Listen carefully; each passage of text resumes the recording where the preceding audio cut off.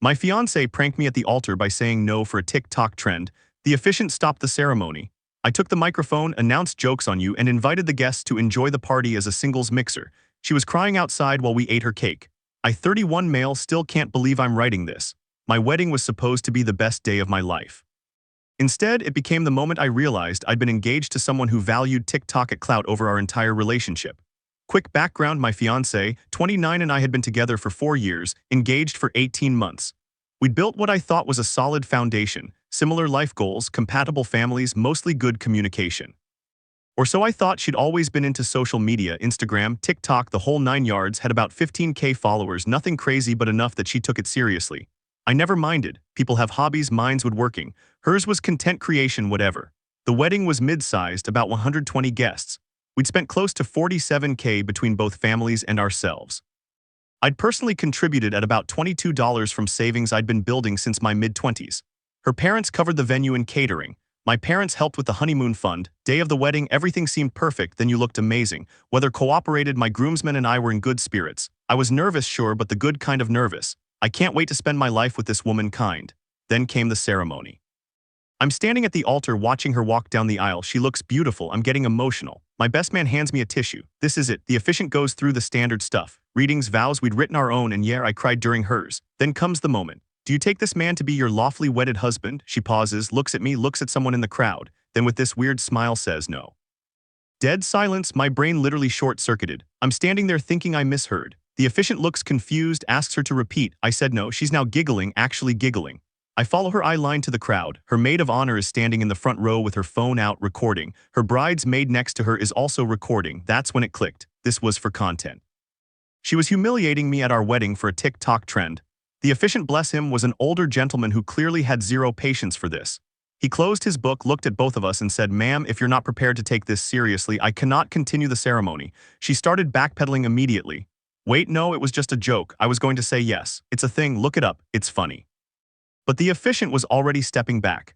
The sanctity of marriage is not a joke. I will not be part of this. She's now turning red, looking at me with this, "Help me fix this" expression. Like I was supposed to smooth it over, something in me just shifted. 3 years of ignoring her need for validation, 18 months of wedding planning where everything had to be aesthetic for the gram. The time she made me reshoot our engagement photos 6 times because the lighting wasn't right, it all crystallized in that moment. I looked at her, looked at the crowd, saw my mom's confused face, my dad looking concerned, her parents looking mortified. Then I walked over to the DJ booth and took the microphone. "Hey, everyone. So apparently that was a TikTok prank. My bride decided our wedding was the perfect venue for content creation." The murmurs in the crowd. Our maid of honor has lowered her phone, looking nervous.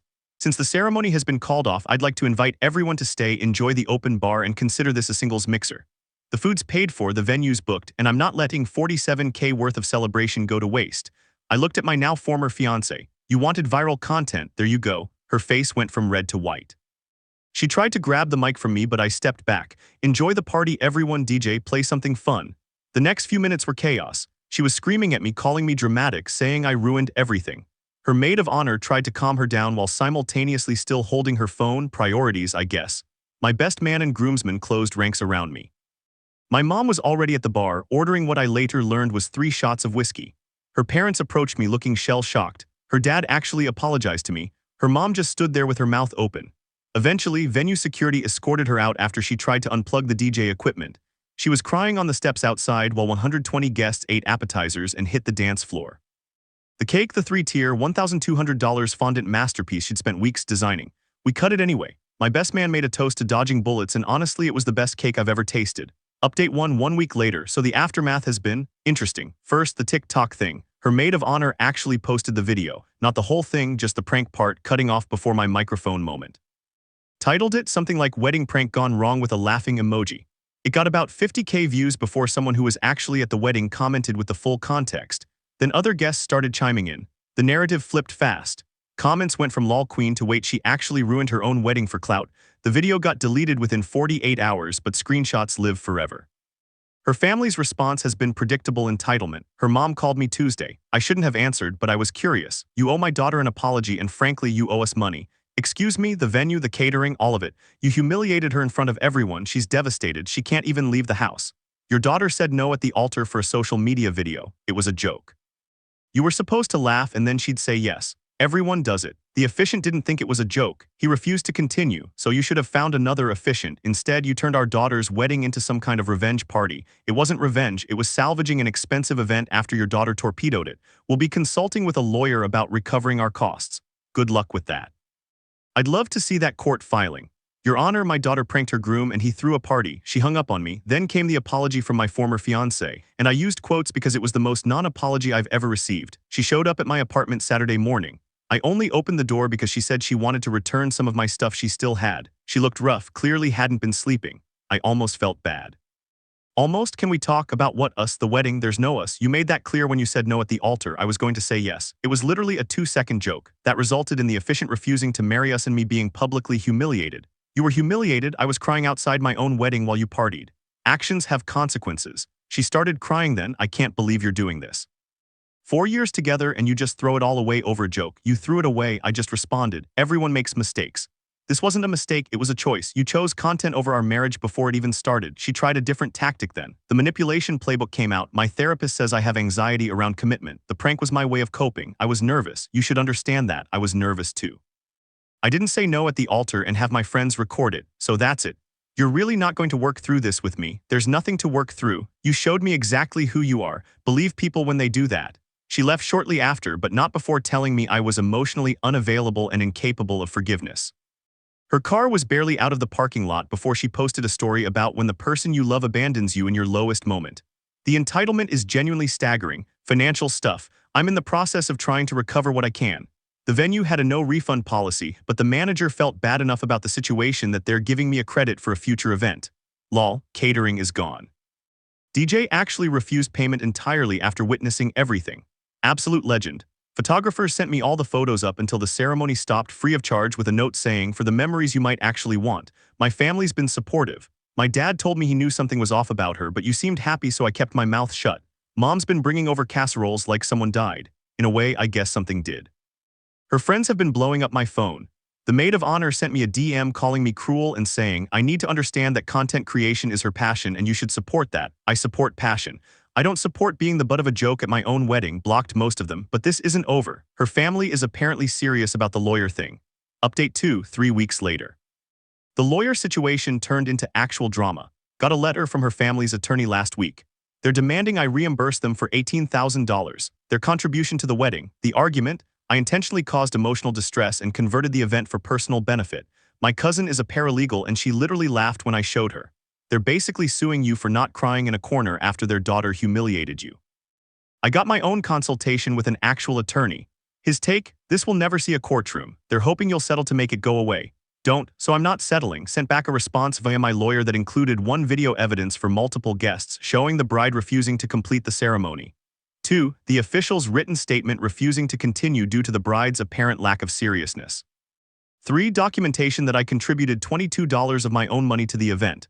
4, a counterclaim for half the cost they're demanding since their daughter's actions caused the ceremony to fail. Haven't heard back yet, suspiciously quiet, but the real entertainment came from an unexpected source, her ex-boyfriend. Dude reached out to me on Instagram. At first I thought it was some flying monkey situation, but no, he wanted to warn me. Hey man, saw what happened, just wanted to say I'm sorry. She did something similar to me at my birthday party once. Fake broke up with me in front of all my friends for a video, except back then it was Vine, not TikTok. Same energy though, we ended up talking for like an hour. Apparently she has a pattern. Everything in the relationship becomes content fodder. Every fight, every emotional moment, every milestone. He said he started dreading holidays because he knew everything would be staged and recorded. The engagement thing doesn't surprise me at all, he said. She probably planned that prank for months, had the whole video scripted in her head. He was right. I found out from a mutual friend that she'd been talking about doing something epic and viral at the wedding for weeks. Her bridal party knew. They were all supposed to record from different angles to get the perfect shot. They planned this, coordinated it, and nobody thought to maybe give me a heads up. Meanwhile, her social media has taken a dark turn. She's been posting cryptic quotes about toxic masculinity and men who can't handle strong women. Her followers are eating it up, the ones who don't know the full story anyway. But here's where it gets interesting. A wedding guest I didn't even know that well, turns out she works in marketing, reached out to me with some intel. FYI, your ex has been pitching herself wedding content companies as someone who can speak about wedding day disasters. She's trying to monetize this. Let that sink in. She humiliated me at our wedding, and now she's trying to make money by telling her victim's story. I took a screenshot of everything and added it to my documentation file. My lawyer thinks it could be useful if the case goes anywhere. Her dad called me directly yesterday. I guess he realized his wife's aggressive approach wasn't working. Listen, son, don't call me that. Pause, fair enough. Look, I know my daughter messed up, but she's really struggling. She hasn't been eating. She won't leave her room. Whatever you're doing with the lawyers, can we just let it go? I'm not doing anything with lawyers. Your wife is. I'll talk to her about dropping it if you agree not to countersue. Tell your wife to drop her frivolous claim first, then we'll talk. He sighed. She really did love you, you know. She loved content more. Click, update 3. 2 months later. Final update because I think this chapter is officially closed. The lawsuit went nowhere, as predicted. Their attorney advised them to drop it after my lawyer sent over the full evidence package. Apparently, the combination of the Officiant statement, multiple guest videos, and documentation of my own financial contribution made it clear they had no case. Her mom sent me one final nasty email calling me vindictive and saying I destroyed their family. I forwarded it to my lawyer for documentation purposes and didn't respond. The recovery process has been interesting. Financially, I'm out about $22 that I'll never see again. But the credit from the venue is actually transferable, so I sold it to a co-worker who's planning his own wedding. Got back about $3,500, better than nothing. The photography package was actually valuable. The photographer, feeling generous, offered to do a fresh start photo shoot for me at no charge. I politely declined but referred him to my sister for her engagement photos. Good dude. But here's the resolution that actually felt like justice. Remember the marketing woman who told me about my ex pitching herself to wedding content companies? She connected me with someone she knew at a wedding industry podcast. They'd heard about the incident and wanted both sides. I agreed to a phone interview. On the condition I could review my quotes before publication. They were fair, asked straightforward questions about what happened, how I felt, what I'd do differently. The episode aired last month, titled something like When Wedding Pranks Go Wrong, A Groom's Perspective. They reached out to my ex for her side. She agreed initially, but then backed out when she learned I'd already participated. The podcast got decent traction, not viral, but enough that it showed up in the results when you Googled her name with wedding. 2 weeks after it aired, I got a text from her brother who I'd always gotten along with. Just wanted to let you know the wedding content thing fell through. Companies saw the podcast and the full video context. Nobody wants to work with her now. She's pretty devastated, but honestly, man, she brought this on herself. No hard feelings on my end. Good luck with everything. I thanked him and wished him well. He's not responsible for his sister's choices. As for her social media career, checked out of curiosity last week, her follower count dropped by about 4K. She's pivoted to mental health content now. Lots of posts about healing from narcissistic relationships and surviving emotional abuse. No self-awareness whatsoever. Her maid of honor unfollowed me but also unfollowed her. Guess the friendship didn't survive being associated with the disaster. The ex-boyfriend who reached out, we actually grabbed beers last month. Compared notes, had some dark laughs. He's engaged now to someone completely offline. She doesn't even have Instagram, he told me. It's refreshing me. I'm doing okay, not great, but okay. Therapy's been helpful. The trust issues are real and I'm working through them. Dating feels impossible right now and I'm not rushing it. My apartment's been redecorated, got rid of everything that reminded me of her. My best man helped me build a new coffee table from scratch. First woodworking project I've completed in months. It's not perfect, but it's mine. The wedding ring is sitting in a drawer. Haven't decided what to do with it yet. Selling it feels weird, keeping it feels weirder. Maybe I'll melt it down into something else, start fresh. Last thing, she tried to reach out one more time about 3 weeks ago. A long email to my personal account. She apologized, sort of. Explained her anxiety issues again and asked if we could meet for coffee and talk like adults. I didn't respond. Some bridges aren't worth rebuilding, some aren't even worth looking at. What I learned from all this, pay attention to the patterns. The need for validation, the constant documentation of everything, the way every moment had to be content-worthy. I ignored it because I thought love meant accepting someone completely. But there's a difference between accepting flaws and ignoring red flags. She chose a 2-second video over our future that tells you everything about what she valued. And me, I chose myself. The party was petty, sure, but it was also the first time in 4 years I stopped catering to her needs and did what I wanted. The cake was delicious, by the way. Best decision I made that day. Thanks for reading. Time to close this chapter and move forward.